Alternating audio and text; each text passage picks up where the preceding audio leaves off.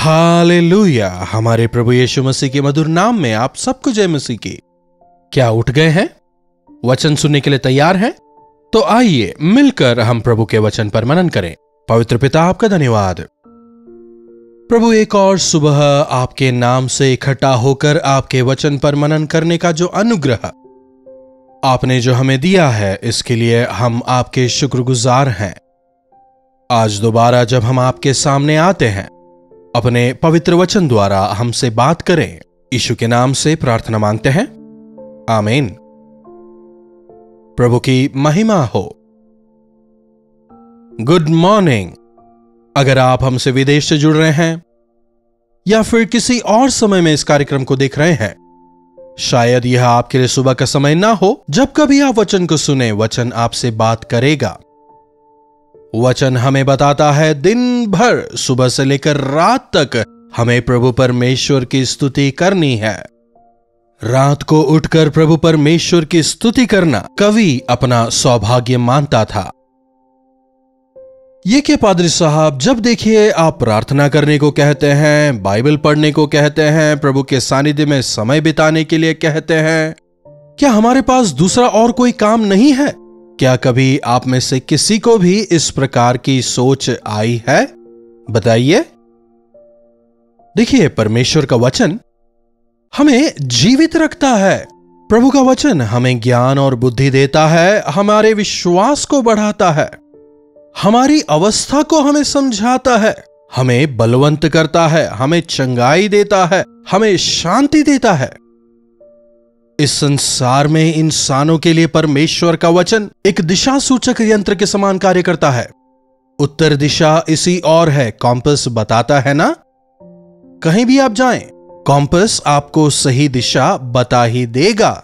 उसी प्रकार परमेश्वर का वचन भी हमें बताता है कि हमें कहां जाना है, क्या करना है, कहां नहीं जाना, किससे नहीं मिलना, सब बताता है।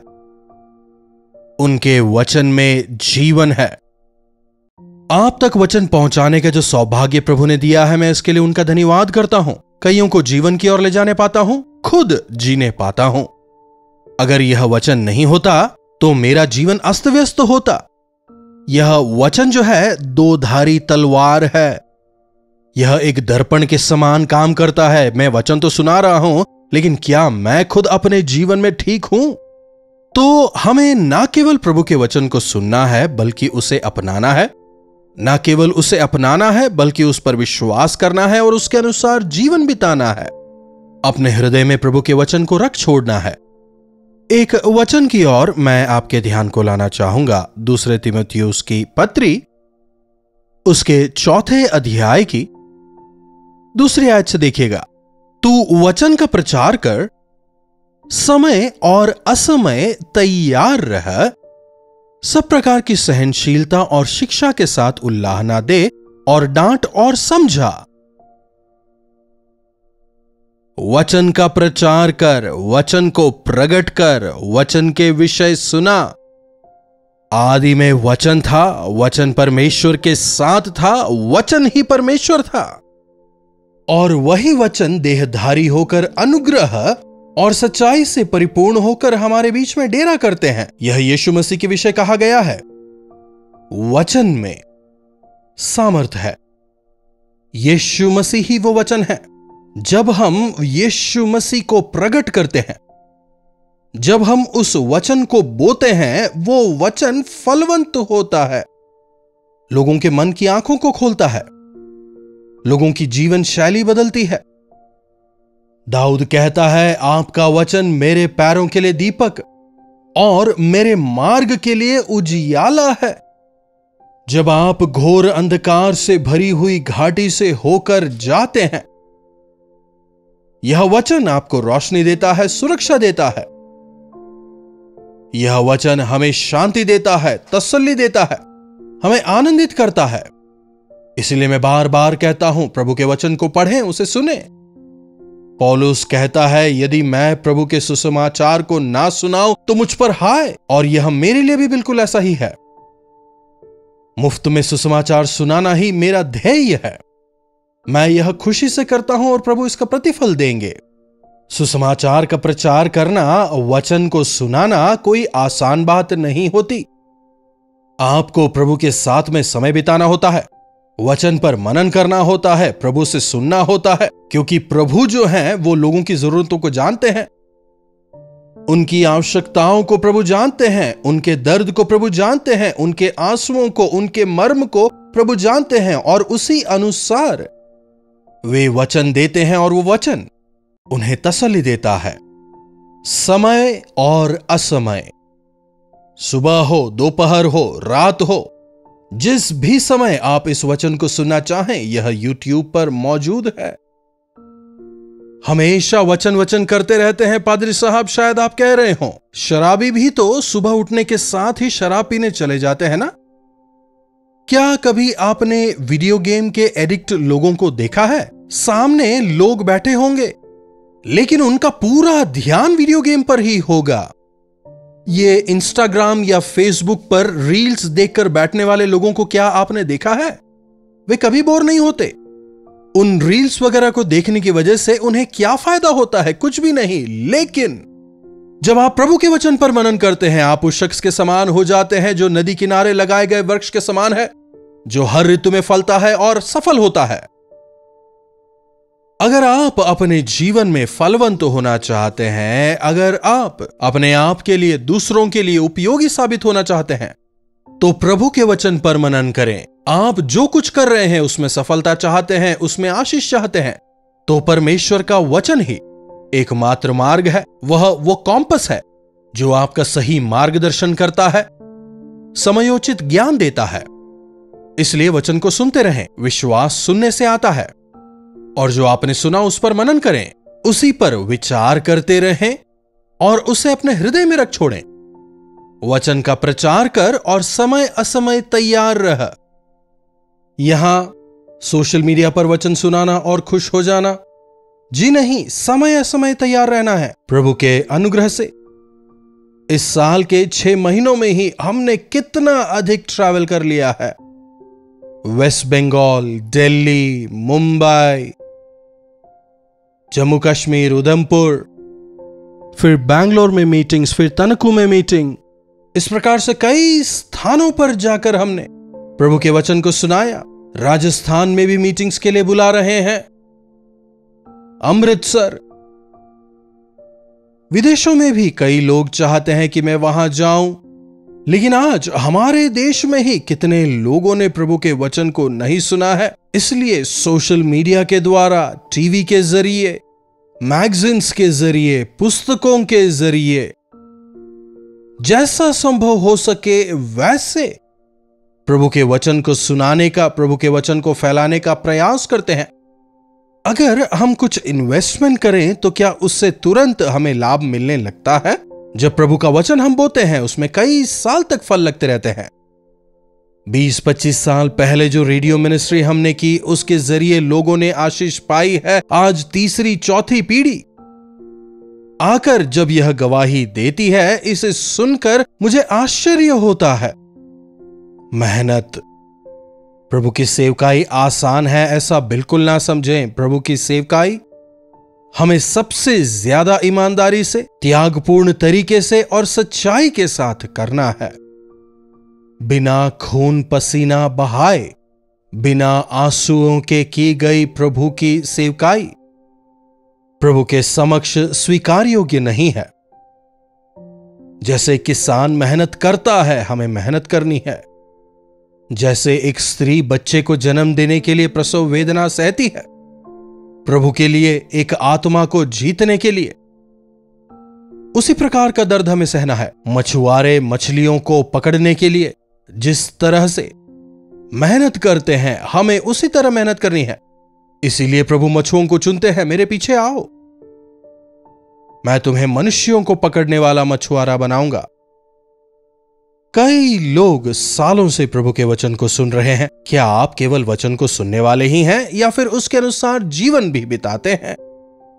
आपको उस वचन को सुनकर दूसरों तक उस वचन को पहुंचाना भी है, उस वचन के अनुसार जीते हुए, एज ए लिविंग एपिस्टल। आपको अपने जीवनों से, अपने चाल चलन से, अपनी बोली चाली से, अपने व्यवहार से प्रभु के वचन को दूसरों तक पहुंचाना है। Action speaks more than words. आपकी आवाज से ज्यादा लोग उस रोशनी की ओर खींचे चले आएंगे, प्रभु यीशु मसीह की रोशनी से भरकर। इस अंधकारमय संसार में प्रभु के लिए आप रोशन हो। समय असमय तैयार रहा, सब प्रकार की सहनशीलता और शिक्षा के साथ उल्लाहना दे और डांट और समझा। वचन में उल्लाहना होती है, डांटना है, समझाना है, कॉम्प्रोमाइज बिल्कुल नहीं करना। प्रभु कहते हैं या तो तुम गर्म रहो या फिर ठंडे रहो, गुनगुना हमें नहीं रहना है। यदि प्रभु के लिए जीना है तो पूरे मन से जिए, पूरी पवित्रता से प्रभु के लिए जिए, नहीं तो अपनी इच्छानुसार जिए, मनमर्जी करें। किसने आपको मना किया है? लेकिन आधा संसार और आधे प्रभु, इस प्रकार से हमें जीवन बिल्कुल नहीं बिताना है। ठंडी अवस्था में रहने वाले जब प्रभु परमेश्वर के वचन को सुनते हैं, वचन उन्हें गर्म करता है, उन्हें समझाता है, क्योंकि परमेश्वर का वचन दोधारी तलवार है। वह जीवित वचन है, वह प्रबल है और मन की भावना और विचारों को जांचता है। मतलब आपके विचारों को क्या सही है क्या गलत है उन्हें अलग करता है। तूने जो सोचा यह गलत है, यह विचार गलत है, यह विचार सही है।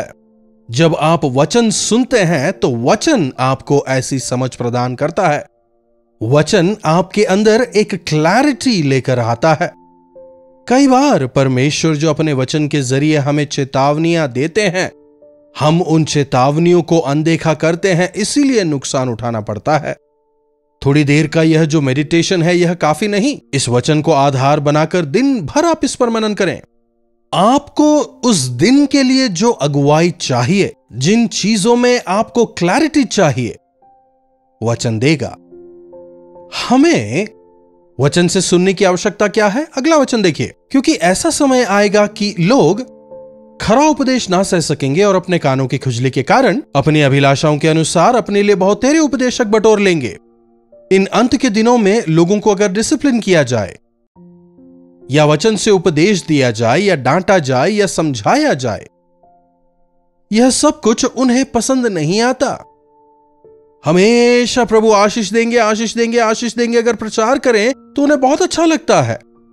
चंगाई के नाम से दौड़े चले आएंगे। लेकिन तू पाप में जीवन बिता रहा है, तुम्हारा हृदय प्रभु के साथ ठीक नहीं, तूने जो किया है या कर रहा है वो पाप है, अपनी गलतियां सुधारो। ऐसे सुधारने वाले जो उपदेश हैं लोगों को पसंद नहीं आते, तो वो क्या करते हैं? खुद जाकर अपनी इच्छा के अनुसार उपदेशकों को खोज लाते हैं। फिर कहते हैं हमारे पादरी साहब हमें कभी नहीं डांटते। मतलब चाहे आप कुछ भी करें पलकों पर बिठाए रखेंगे। अगर आपके पासबान ऐसे हैं तो वे प्रभु के सेवक नहीं कहला सकते, वे आपके सेवक हैं। प्रभु के सेवक प्रभु को प्रसन्न करने का प्रयास करेंगे, इंसानों को प्रसन्न करने का वे प्रयास नहीं करेंगे। पौलुस कहता है अगर मैं इंसानों को खुश करने का प्रयास करूं तो मैं परमेश्वर को दुखी करूंगा। इसलिए जब प्रभु का दास अगर सच्चाई से प्रभु के वचन को सुना रहा है तो हो सकता है वे वचन आपको थोड़ा कड़वा लगे, थोड़ा कठोर लगे, लेकिन इस बात को आप समझें कि यह आपकी भलाई ही के लिए है। वचन को अवश्य सुने। वचन का सही तरह से व्याख्यान किया जाना चाहिए। आजकल वचन के व्याख्यान से ज्यादा हमें जो उनकी कल्पनाएं हैं, उनकी जो कहानियां हैं, वो ज्यादा सुनने को मिलते हैं। चंगाई के विषय या फिर उन्नति के विषय, इन्हीं के विषय ज्यादा बात की जाती है और लोगों को लगता है कि यही वास्तविक वचन है। एक तरफ जहां शैतान अपने जाल को बिछा रहा है तो दूसरी ओर हम जो कि परमेश्वर के सेवक हैं, हमें दृढ़ता से प्रभु के वचन की सच्चाइयों को सुनाना है।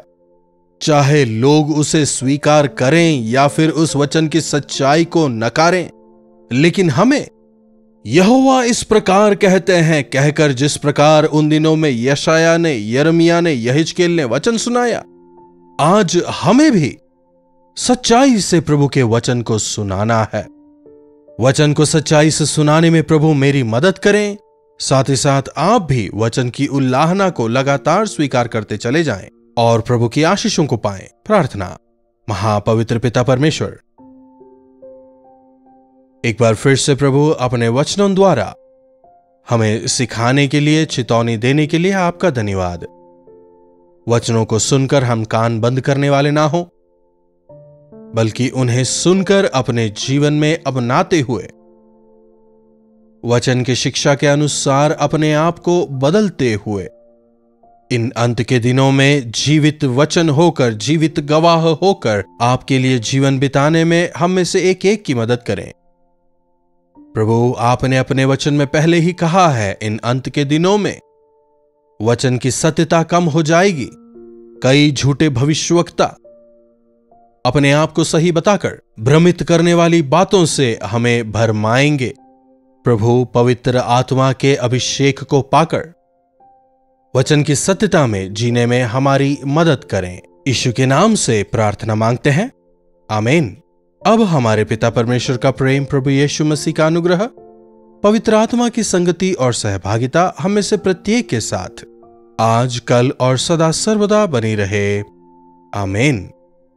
प्रभु परमेश्वर की महिमा हो। अपने प्रार्थना विषयों को आप हमें 9884907779 पर व्हाट्सएप, वॉइस मैसेज या फिर टेक्स्ट के जरिए भेज सकते हैं। हमें आपसे सुनकर, आपके बारे में जानकर, आपके साथ मिलकर आपके छुटकारे के लिए प्रार्थना करने में काफी प्रसन्नता होगी। आप भी प्रार्थना करें, प्रभु अवश्य चमत्कार करेंगे। हमारे दोनों नए कार्यक्रम क्या आप जानते हैं और सच्ची घटनाओं के जरिए आप लोग आशीष पा रहे हैं, इसके लिए मैं प्रभु का लाखों लाख शुक्रगुजार हूं। लगातार इन कार्यक्रमों को देखें, आत्मिक जीवन में बढ़ते जाएं। चैनल को आप अवश्य सब्सक्राइब करिएगा, लाइक और शेयर करना भी ना भूलें। इन्हीं वचनों के साथ मैं आज आपसे विदा लेना चाहूंगा। दोबारा मिलने तक प्रभु का अनुग्रह हम सबों पर बना रहे। कल्वरी दर्शन, ये है प्रेम के दर्शन, यीशु प्रेम के दर्शन।